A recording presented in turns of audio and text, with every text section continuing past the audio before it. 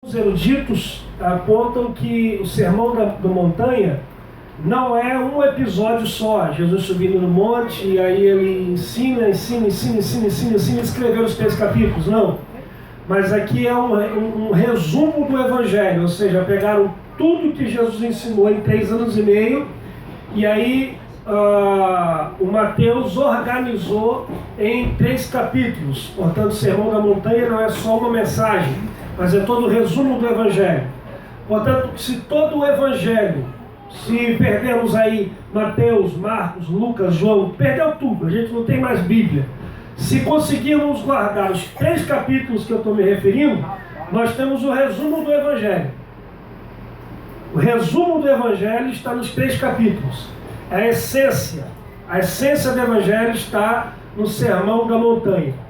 E muito estranhamente,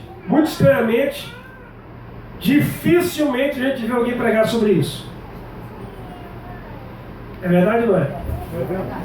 Bom, existe alguma coisa, uma coisa que tem me preocupado muito, pastor Marcelo, e eu posso dizer aqui, não posso dizer isso em qualquer igreja, o senhor sabe disso, mas eu posso dizer aqui porque eu sei que essa igreja é uma igreja pautada na palavra. Algumas coisas têm me assustado nos últimos dias, e uma delas é que na igreja de Jesus pouco se ouve falar de Jesus. É verdade. E mesmo histórias que a gente pega o personagem Jesus e a gente vê assim, Zaqueu e Jesus, o cara só destaca Zaqueu. Jesus ficou de lado. Bartimeu e Jesus, o cara não fala de Jesus, ele só vai falar do que Bartimeu fez. Ele não fala o que Jesus falou. Ok? Que ele selecionou aquilo que é mais conveniente para nós.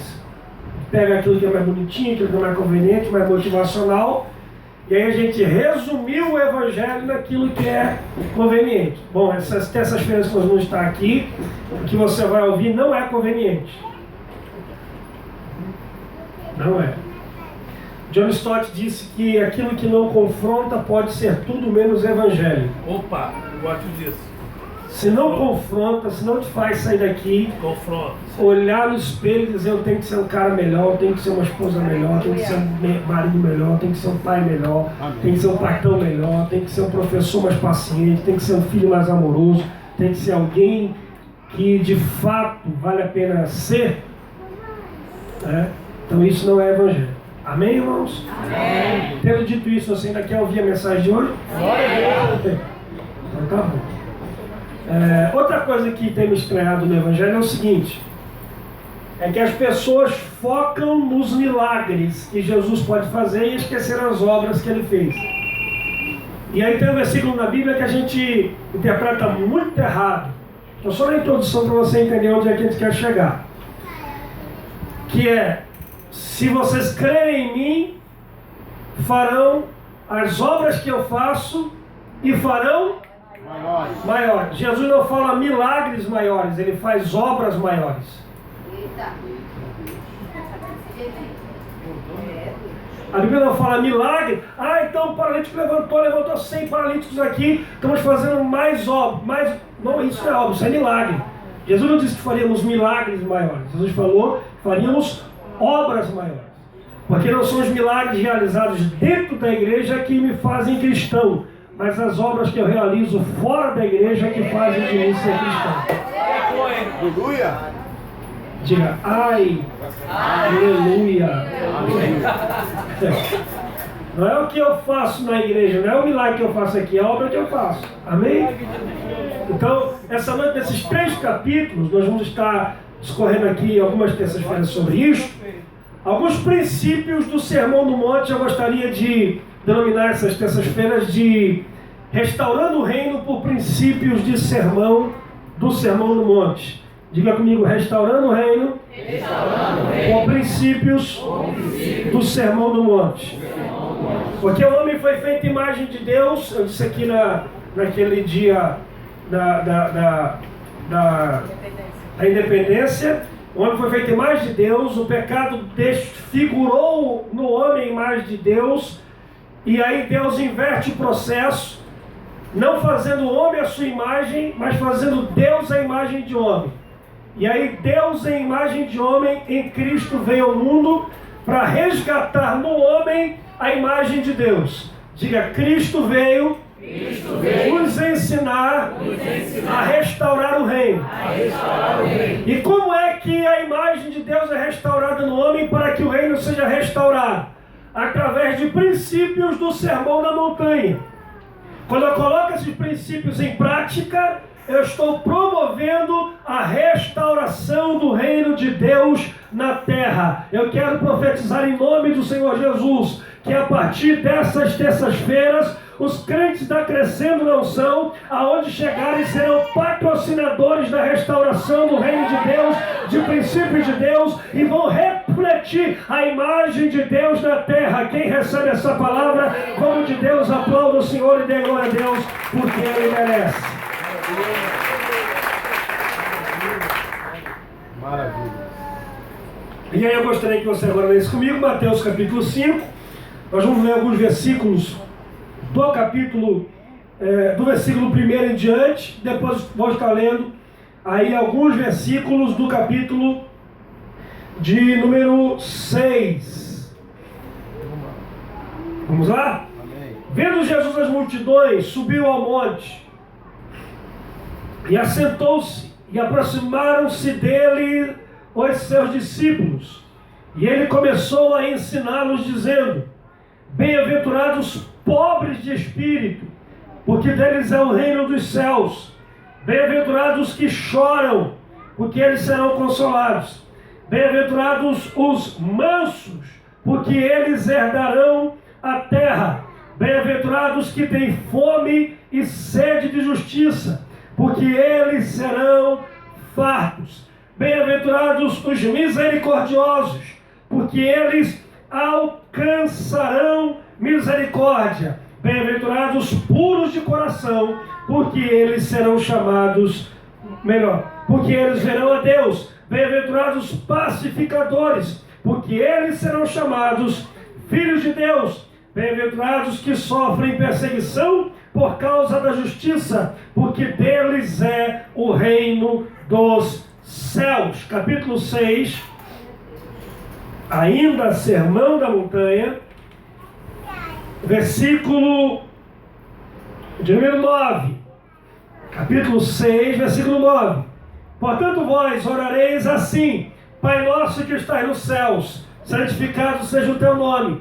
Venha a nós o teu reino. Seja feita a tua vontade, assim na terra como no céu. O pão nosso de cada dia nos dá hoje. Perdoa-nos as nossas dívidas, assim como nós perdoamos os nossos devedores. Não nos deixeis cair em tentação, mas livrai-nos do mal, porque teu é o reino, e o poder, e a glória para sempre. Amém. Feche os seus olhos, curve a sua cabeça. Senhor Jesus, nessa noite a tua palavra foi lida e a mesma será explanada. A minha oração e meu desejo hoje é que a tua palavra seja derramada sobre nós como orvalho, e que a mesma venha encher os nossos corações com seus sentimentos e a nossa mente com seus pensamentos, para que saímos daqui com as nossas mentes cativas em Cristo. Maravilha. E que possamos ter atitudes que reflitam a glória de Deus na terra. Em nome de Jesus, que todo espírito de perturbação e inquietação que vem para roubar a atenção da tua palavra seja manietado e repreendido agora, para que estejamos aptos para ouvir a tua voz, para a glória do teu nome. Amém. Amém. Quem quer ouvir a voz de Deus, levante a mão direita o mais alto que você puder. Diga comigo: Senhor Jesus, eu preciso ouvir a sua voz. Desce a mão no ombro de alguém e diga: eu não preciso ouvir a sua agora.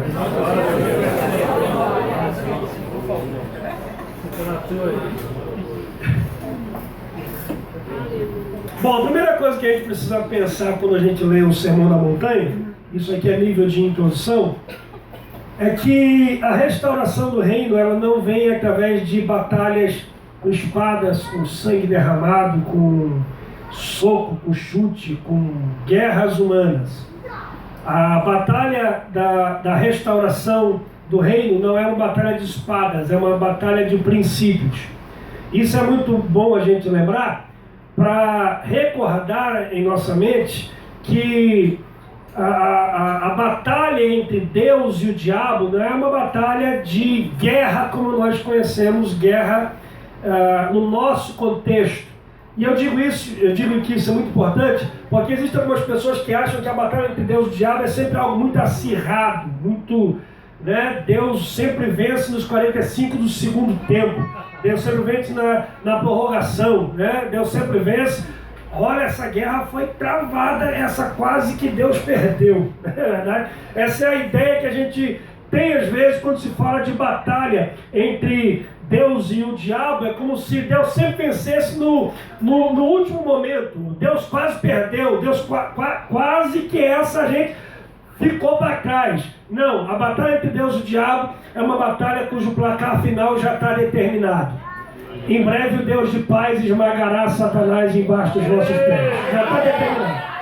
Então você pode perder algumas batalhas. O final da guerra já está garantido. Então a primeira coisa que a gente precisa entender é que a batalha entre a igreja e o mundo não é uma batalha de competição. A gente acha às vezes que tem que competir com o mundo, né? Então tem que mostrar quem é que manda, tem que mostrar quem é que tem o poder, tem que mostrar quem é que tem a autoridade. O evangelho que é apresentado no Sermão da Montanha, ele desconfigura essa mensagem que a gente prega de competição. Porque se a gente fosse falar de competição, bem-aventurado não é quem chora, bem-aventurado seria quem ri. Porque aqui está um paradoxo. Como é que pode ser feliz ou bem-aventurado quem está triste? Jesus está dizendo bem-aventurado é o triste. Ou seja, feliz é o triste. Dorme com um barulho desse. Como é que eu posso ser feliz por estar triste? E ele vai além. Ele diz assim, olha, bem-aventurados os mansos. Olha que interessante. Porque eles herdarão a terra. Irmão, quem herda a terra na nossa concepção é quem bota a banca. É o brabo, é o violento, é quem parte para dentro, é quem tem força, é quem tem poder. No reino de Deus não, é o manso. Que herda a terra. E ele vai mais além. Ele diz, bem-aventurados os que têm fome e sede de justiça, porque eles serão fartos. Note que ele não fala quem tem vontade de beber ou quem tem vontade de comer. Porque quem tem vontade de beber pode beber agora e beber daqui a 1 hora. Quem tem vontade de comer pode comer agora e pode comer daqui a 2 horas. Agora quem tem fome, tem urgência. E quem tem sede, tem necessidade imediata. Portanto ele está dizendo, bem-aventurado quem olha para a necessidade de justiça com tal necessidade que tem de beber água quando está com sede. É necessidade, não é vontade de beber. Tem alguém aí? Amém. Eu me lembro da história de um mestre do Oriente, que um dia o seu discípulo chegou perto dele e disse, mestre, como é que eu faço para conhecer Deus? Aí o mestre pegou ele assim, estava na beira de um lago, e ele pegou ele assim pelo cabelo, jogou ele dentro d'água e afundou a cabeça dele dentro d'água. E o discípulo lá se batendo, e aí de repente ele levantou e o discípulo levantou e aí... Quando ele respirou, o mestre afundou ele de novo. E ele se batendo, quase morrendo. E aí, quando estava quase morrendo, o mestre levantou e pela terceira vez afundou o discípulo de novo. E o discípulo se batendo. Quando ele estava para morrer, o mestre levantou ele. Ele deu aquela respirada. Ele disse, nossa, só perguntei como é que eu faço para conhecer Deus. E o mestre disse para ele, você só vai conhecer Deus quando você desejá-lo como o ar que você desejou agora. Maravilha, maravilha. Você só vai conhecer Deus quando você ansiá-lo como o ar que você desejou agora. É fome e sede de justiça. Tem alguém aí? Bem-aventurados pacificadores. E aí Jesus vai falando, vai ensinando pra gente que eu não tenho que competir com o mundo. Eu faço parte de uma batalha cujo placar final já está determinado. Diga para alguém que está do seu lado, mas diga com muita vontade. Diga para ele, você faz parte de uma batalha cuja vitória já está garantida. Você faz parte de uma guerra cujo placar final já está determinado. Pode cair algumas batalhas, pode quebrar a cara, pode frustrar, mas no final já está garantido. Levanta a mão, meu Deus, mais alto que você puder. Jesus vai nos ensinar alguns princípios sobre como restaurar o reino. E eu quero destacar hoje um princípio que é muito importante, e eu não vou falar em ordem do texto, mas conforme o Espírito Santo for ministrando no meu coração. E eu gostaria de conversar hoje com vocês sobre quando é que o reino é restaurado. Primeiro, quando nós compreendemos o bem em comum, o bom e o bem em comum, e não o bem para o indivíduo. E onde é que está isso? No Sermão do Monte, no capítulo 6, onde nós lemos. Quando a gente olha para a oração que Jesus nos ensinou a orar, a gente ignora uma coisa muito importante.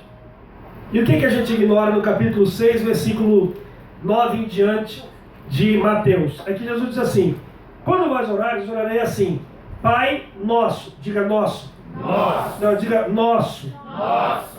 Venha o teu reino, seja feita a tua vontade na terra como nos céus. Versículo 11. O pão nosso, que cada dia nos dai hoje. Versículo 12. Perdoa as nossas dívidas, assim como nós perdoamos os nossos devedores. Diga nós, não nos deixeis cair em tentação, mas livrai-nos do mal, porque teu reino, o poder e a glória para sempre. Amém. O que a gente ignora na oração do Pai Nosso é que o Pai não é meu, o Pai é nosso. É nosso. Não é nada a ver.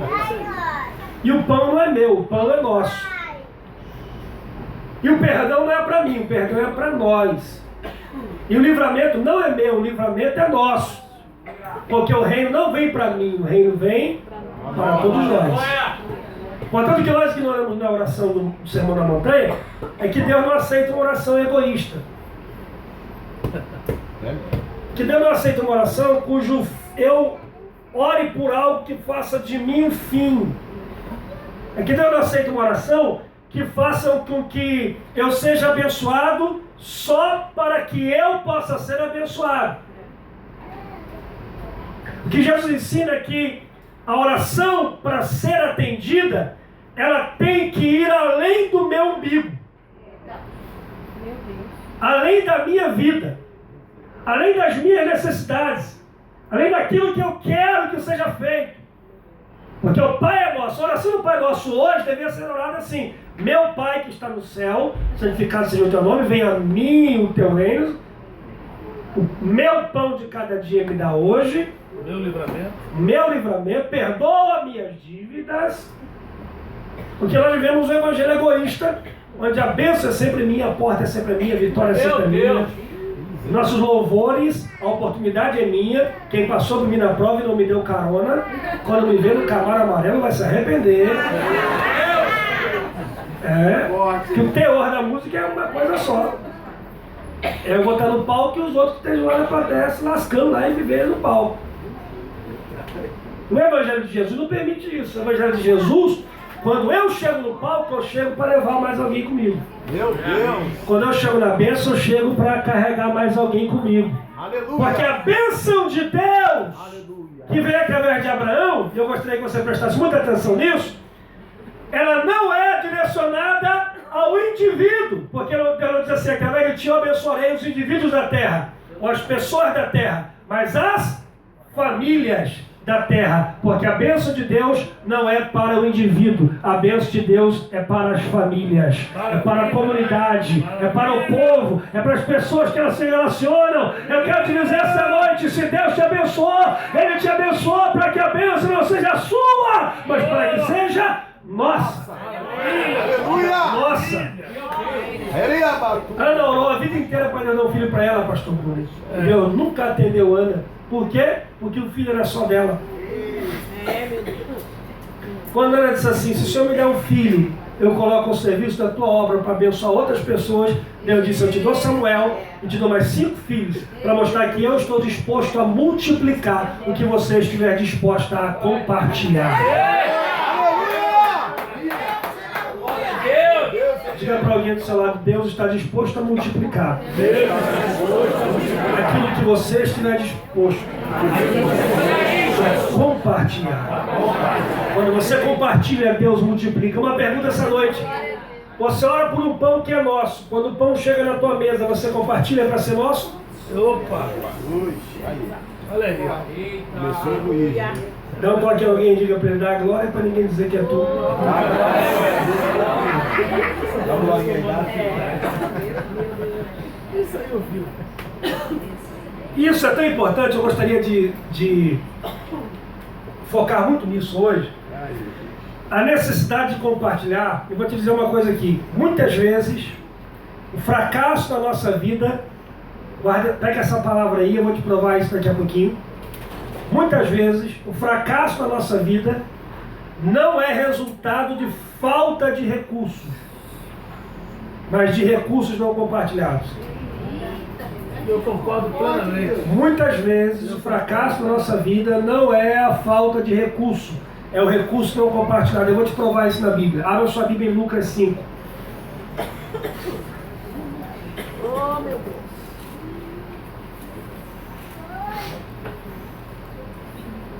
Quem lembra da grande pescaria? Então, um dia, lendo esse texto, me deu um negócio tão lindo aqui dentro, eu gostaria de compartilhar com vocês. Tem alguém de Bíblia aberta aí? Sim. Lucas 5. Jesus está ensinando as multidões, versículo 1. E aí, de repente, a multidão aperta ele. E aí, ele vê 2 barcos, versículo 2, que os pescadores estão desembarcando e lavando as redes. E aí diz o texto, entrando ele em um dos barcos, que era o de Simão, Pedro, pediu que o afastasse um pouco. Aí Pedro vai afastar o barco um pouquinho mais para longe da praia, e aí Jesus fica em pé no barco e começa a ensinar as multidões. Diga, Jesus usou o barco de Pedro. Usou o barco de Pedro. Bom, depois de ensinar e cumprir o seu propósito, Pedro cooperou com isso.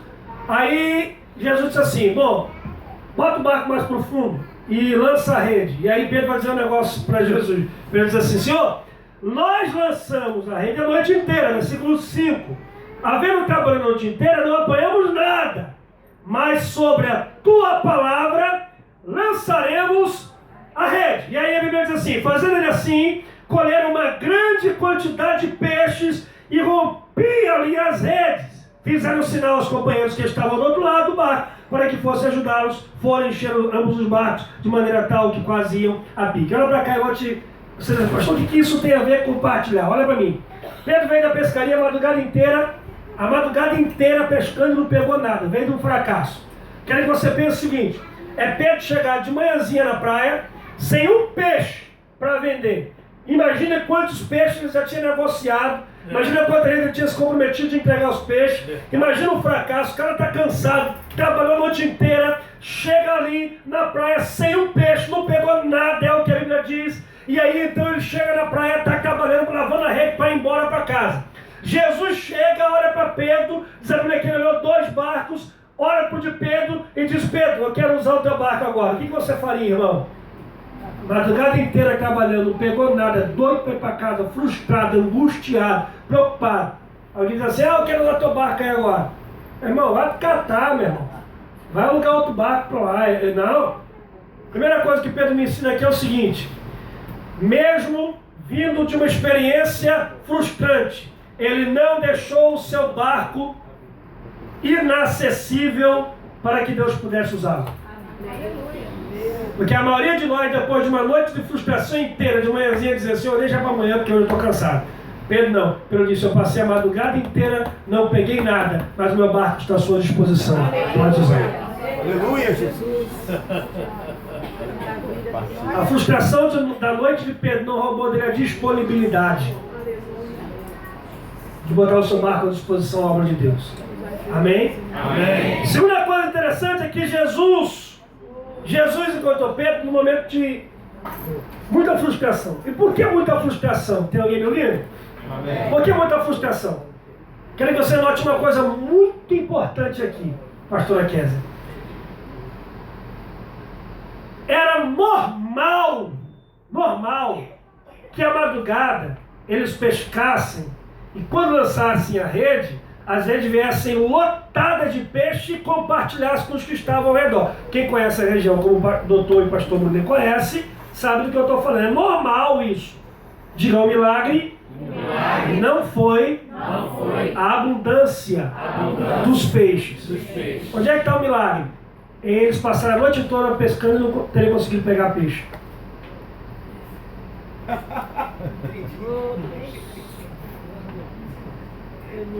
Porque de noite a água embaixo fica fria e a noite fica, em cima fica quente. Então os peixes subiam. Então é normal, lançou a rede, pegou peixe que não dá para você e você compartilha. Agora, de dia, em cima ficava frio e embaixo quente. Então os peixes ficavam embaixo, era mais difícil pegar.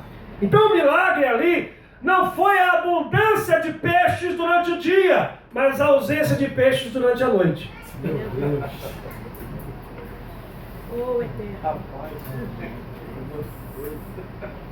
Tem alguém entendendo o que eu estou falando? Sim. Sabe o que nós estamos dizendo para alguém aqui hoje? Eu permiti a frustração de uma noite inteira, cheia de expectativa, sem pegar nada, para que eu pudesse entrar no teu barco pela manhãzinha e realizar a minha vontade na tua vida. Aleluia! A ausência de peixe durante a noite gerou para o Evangelho o pastor da igreja primitiva, Pedro, apóstolo de Jesus Cristo, foi apóstolo por causa de uma noite de frustração. Durante o dia Jesus entrou no barco dele. Às vezes o maior milagre que Deus faz em nós não é nos dar aquilo que nós queremos, quando nós queremos, mas às vezes é frustrar as nossas expectativas para que Ele entre no nosso barco existencial e faça aquilo que Ele quer fazer, para que pela manhãzinha o sucesso chegue. Pode você mesmo.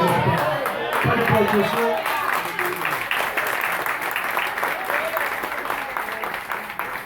Outra coisa interessante, e eu já entro onde eu quero falar sobre essa pescaria, na linha do compartilhar, é que quando Jesus libera a palavra,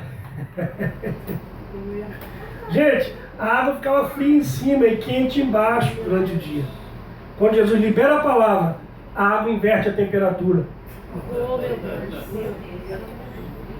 A água esfria embaixo e esquenta em cima. E os peixes aparecem. Porque quando a palavra de Jesus é liberada, o peixe aparece onde não deveria. Aleluia!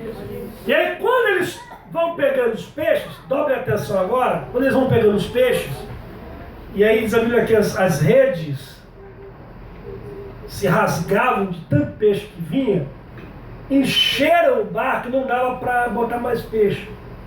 E vão pegando peixe, vão pegando peixe. Aí Pedro diz assim, ô André, ô João, ô Tiago, vai chamando a galera que está ao redor.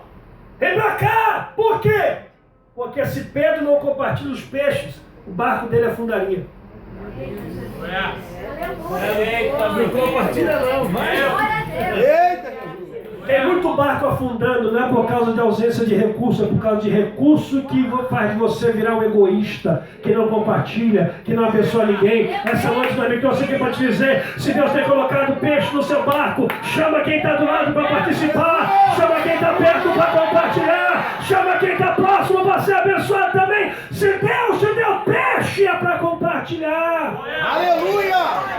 Meu Deus! Tem muita gente fracassando porque não compartilha, irmão. É verdade. Muito baixo. O cara foi colocado em uma alta posição, está prosperando, e aí não quer fazer tudo sozinho, não quer compartilhar com ninguém. Aí não aguenta, infarta. É verdade. Morre. Por quê? Porque não compartilha, é egoísta. Pão duro. Oh, Jesus. Diga a glória aí, irmão. Glória a Deus. Cheio de peixinho.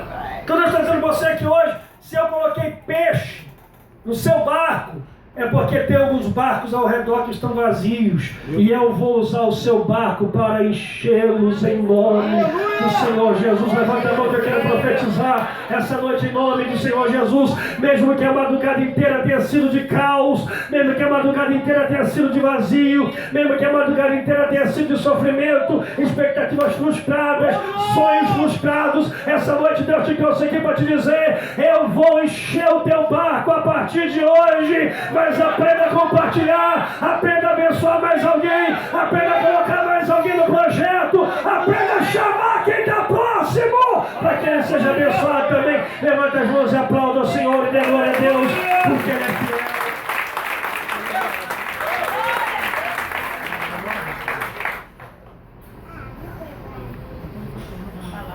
Meu Deus. Deus maravilhoso. Amém? Eu gostaria de orar por você nessa noite. Eita, coisa boa. Nós vamos estar aqui ainda hoje, foi só a introdução. Tem muita coisa forte que Deus tem me ensinado nesse sermão, que eu tenho que compartilhar com vocês. Terça-feira que vem vamos estar novamente, mas hoje eu quero orar por vocês. E a minha oração essa noite é que você saia daqui entendendo que o pão é para ser compartilhado, Isso é lindo demais. o peixe só vale a pena ter se for para abençoar outro barco. Glória a Deus. E que muitas vezes nós nos frustramos e fracassamos não por ausência de recursos, mas por recursos que a gente tem e não tem capacidade de compartilhar. O maior fracasso na vida, pastor Antônio, Isso é muito é o forte. sucesso não compartilhado. Isso é muito forte. O maior fracasso na vida é o sucesso não compartilhado.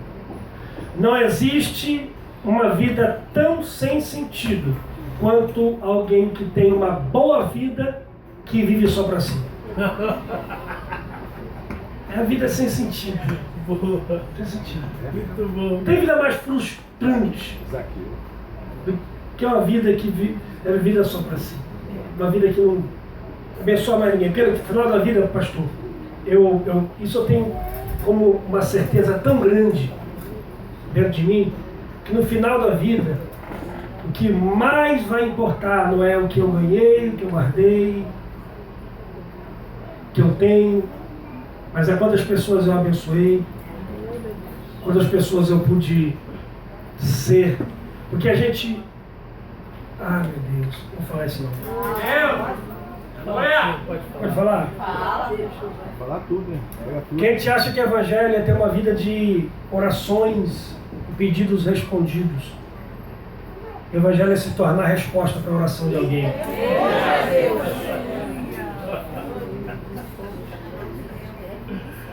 Evangelho é se tornar resposta para a oração de alguém. Diga para 2 ou 3 pessoas próximas a você. Diga: você é a resposta para a oração de alguém. Glória. Aleluia! Glória. Aleluia!